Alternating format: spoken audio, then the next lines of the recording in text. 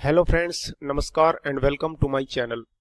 दोस्तों, आज के इस वीडियो में कुछ ऐसे शेयर्स का हम जिक्र करेंगे जो इस भारत और पाकिस्तान की बॉर्डर टेंशन के चलते आपको अच्छे रिटर्न्स दे सकते हैं।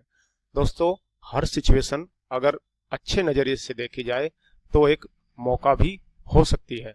तो इसी प्रकार से हम यहाँ पर कुछ ऐसे स्टॉक्स की चर्चा करने वाले हैं जो इस सिचुएशन में आपको मल्टी बैगर रिटर्न्स दे सकते हैं आने वाले कुछ दिनों में। दोस्तों, इसके साथ साथ मैं आपको ये अवश्य बताना चाहूँगा कि इस वीडियो में जो भी हम स्टॉक्स की चर्चा करेंगे वो कोई मेरा रिकमेंडेशंस नहीं होगा, सिर्फ आपको एक सिखलाई के उद्देश्य से, शिक्षा के उद्देश्य से मैंने ये वीडियो बनाया है।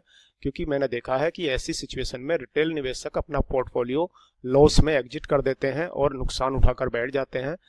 तो इस सिचुएशन में आपको पैनिक होकर अपना जो पोर्टफोलियो बेचने की जरूरत नहीं है। आपको ऐसे स्टॉक्स तलाशने हैं जो आपको मल्टी बैगर रिटर्न्स दे सकें आने वाले समय में। इससे पहले कि मैं इस वीडियो को शुरू करूं, मैं आपको एक याद दिलाना चाहूँगा कोरोना के समय की, जब भारत में भारतीय ही नहीं पूरी दुनिया के मार्केट में कितनी तबाही मची थी और कितनी बुरी तरह से मार्केट गिरे थे। 50-60% तक स्टॉक्स, अच्छी कंपनियों के स्टॉक्स 50-50% गिर गए थे। लार्ज कैप कंपनियों के स्टॉक्स भी 30 से 40% गिर गए थे और जो स्मॉल कैप कंपनियां थी वो तो पूछो ही मत, बहुत बड़ी गिरावट थी। तो उस सिचुएशन में भी दोस्तों, जिन्होंने सिचुएशन को समझा उन्होंने मुनाफा कमाया और अपने पोर्टफोलियो को बेचने की बजाय ऐसे स्टॉक्स में शिफ्ट किया जहां पर अच्छे रिटर्न्स मिल सकते हैं।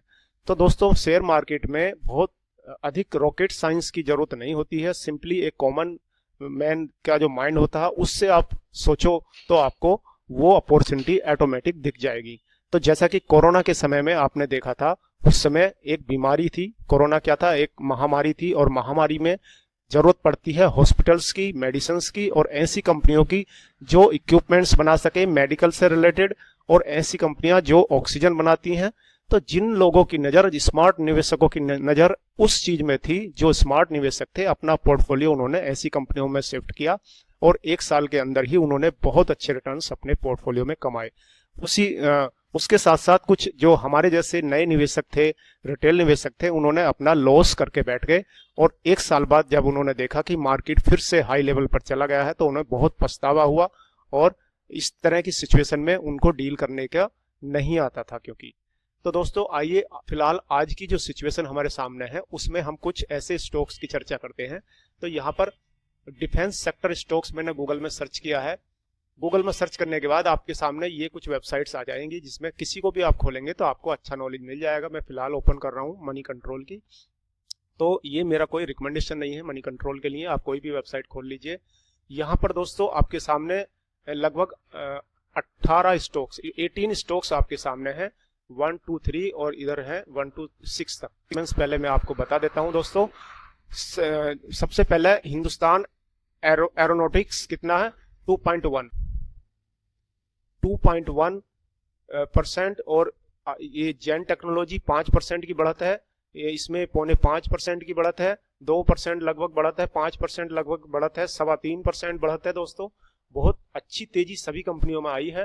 बढ़त है 3.25%, 4.5%। और ये है अपोलो माइक्रो सिस्टम, ये आपको लगभग 9.10% की बढ़त और 1.5% की बढ़त। ये कंपनी थोड़ा सा डाउन है, ये कंपनी थोड़ा डाउन है। और देखो 4.25% और लगभग 0.12% बढ़त, लगभग 0.82% बढ़त, 0.13% बढ़त और 5% बढ़त, 5.5% बढ़त। तो दोस्तों जैसा कि आप जानते हैं कि भारत पाकिस्तान के बीच ये टेंशन की सिचुएशन उसी दिन से पैदा हो गई थी जिस दिन से पहलगांव में टेररिस्ट अटैक हुआ था।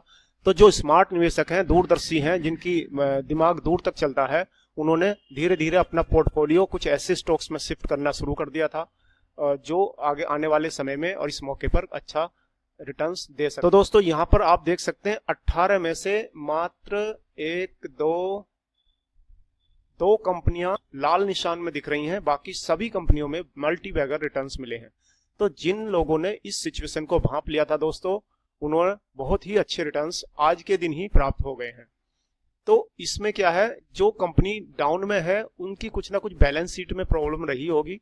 तो इसीलिए कहता हूं दोस्तों, ब्लाइंडली आपको निवेश नहीं करना है। कंपनी को समझना है, उसकी बैलेंस शीट चेक करना है और अच्छे स्टॉक्स लार्ज कैप कंपनियों के और जिनकी बैलेंस शीट अच्छी है उन्हीं कंपनियों में निवेश करना है। तो इसके साथ साथ मैं कुछ और एक वेबसाइट दिखा देता हूँ, एरोस्पेस एंड डिफेंस स्टॉक्स कंपनियां, यहाँ पर एक लिस्ट है।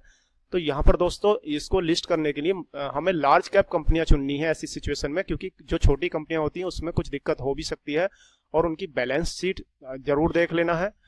बैलेंस शीट देखने के लिए मैंने वीडियो बना दिया है, आप चैनल पर जाकर उसको देख सकते हैं चाहे तो यहाँ पर हमें इस बटन को क्लिक करने से आपको इसको असेंडिंग और डिसेंडिंग ऑर्डर में जो मार्केट कैप है कंपनियों का ये लिस्ट हो जाती है। तो सबसे बड़ी कंपनी जो है मार्केट कैपिटलाइजेशन के अनुसार हिंदुस्तान एरोनॉटिक्स है। तो इस कंपनी का आज का रिटर्न्स मैंने पिछले पॉइंट में मनी कंट्रोल की वेबसाइट पर दिखाई दिया था, सभी कंपनियां ग्रीन निशान में दिख रही हैं।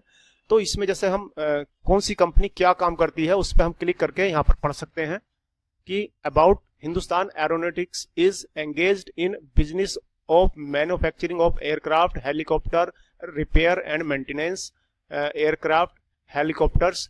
तो ये कंपनी डिफेंस सेक्टर की कंपनी है दोस्तों। इससे पता चलता है कि इसकी डिमांड बढ़ सकती है, इसमें शेयर में तेजी आ सकती है। दूसरा भारत इलेक्ट्रॉनिक्स है, इनकॉर्पोरेटेड 1954 में ये कंपनी खड़ी हुई थी भारत इलेक्ट्रॉनिक्स के नाम से। Manufacturers and suppliers electronics equipment system to the defence sector. Defence sector के लिए जो है इलेक्ट्रॉनिक इक्विपमेंट्स बनाने वाली कंपनी है दोस्तों, बहुत ही शानदार ये भी कंपनी है। तो और लार्ज कैप कंपनी है। उसके बाद सोलार इंडस्ट्री, ये सोलार नाम से आपको कंफ्यूज नहीं होता, कंफ्यूज नहीं होना है।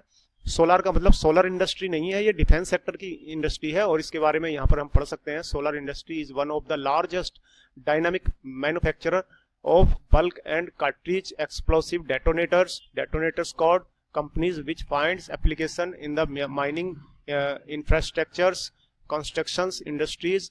तो ये जो है एक्सप्लोसिव और डेटोनेटर्स बनाने वाली कंपनी है और आपको पता है कि युद्ध में इन चीज़ों का बहुत इस्तेमाल होता है। उसके साथ साथ दोस्तों अगली कंपनी देख लेते हैं, मझगांव डॉकयार्ड। इसको मैं वीडियो लंबा ना हो इसलिए शॉर्ट में बता देता हूँ। ये जो है शिप मेंटेनेंस करती है, नेवी के लिए काम करती है और जब बड़े बड़े समुद्री जहाज इस कंपनी में मेंटेनेंस किए जाते हैं, नए जहाज बनाए जाते हैं। उसके बाद भारत डायनामिक्स, कोचिन शिपयार्ड।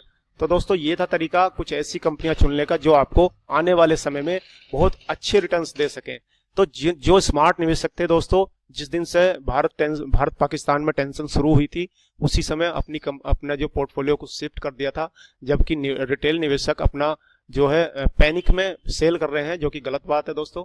अपना लॉस को मिनिमाइज करने के सिर्फ एक ही तरीका नहीं है कि पोर्टफोलियो को एग्जिट कर दो, और भी तरीके हैं कि पोर्टफोलियो शिफ्ट कर दो, अच्छी कंपनियों में शिफ्ट कर दो, ऐसी कंपनियों में शिफ्ट कर दो जो आने वाले समय में आपको अच्छे रिटर्न्स दे सकें और जो करंट सिचुएशन के अनुसार जिनकी डिमांड बहुत हाई है। तो दोस्तों आशा करता हूँ ये वीडियो आपको पसंद आया होगा। अगर पसंद आया तो वीडियो को लाइक और शेयर कर दें ताकि दूसरे लोगों को भी ये वीडियो पहुंच सके और वो अपना पोर्टफोलियो पैनिक होकर सेल करने की बजाय अपना पोर्टफोलियो सही स्टॉक्स में लगाएं ताकि उनको फायदा हो सके। धन्यवाद दोस्तों, मिलते हैं किसी दूसरे वीडियो में, तब तक के लिए नमस्कार।